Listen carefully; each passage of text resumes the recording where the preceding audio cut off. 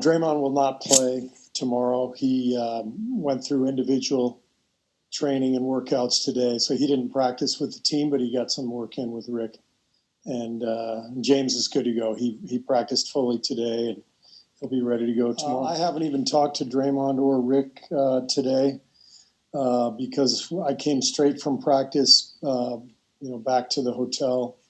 So I don't have an update on how today went. So everything is just day to day. Have you decided on the starting lineup for tomorrow yet? I have decided, but I'm not going to say anything until tomorrow night before the game. You don't have to tell us point guard. You can just tell us center. Steph will start tomorrow, yes. Well, Dancing with the Stars is probably next. Steve can do it all. He can do anything he wants in life, and he's good at it. He'd probably be good at that too. I think he and I are a lot alike in terms of our appreciation for life and family and basketball and how it all blends together into this one sort of beautiful cycle for us. And I think that's important because part of this job is keeping perspective. It's really easy to get carried away with the stress and the importance of the games and the pressure and everything else. And you're much healthier, much better off in this profession if you take time to enjoy the other blessings in your life. So Steve does that. He's got a great perspective. I think he's going to be a fantastic coach. They couldn't have hired a better person for that job. And he's, like all of us, he's got to get his feet wet and feel it.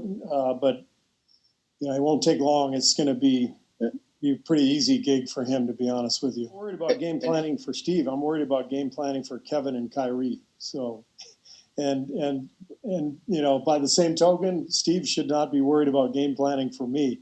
He should be thinking about Steph and Andrew. So, that's how this game is. The NBA game is really, particularly in the regular season, it's about having your team ready to play, taking care of the basics, playing hard, sharing the ball, not giving up easy stuff defensively.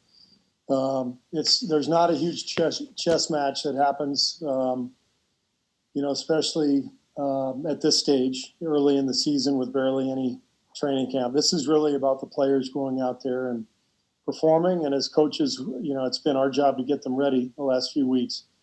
And the other stuff, it's just basketball. So you get deeper into the season and into the playoffs. That's where you start, trying to think about matchups and everything else. But I would say at this point, both Steve and I are just trying to have our teams ready to play. I saw the Boston game the other night, which was kind of scary for the rest of the league.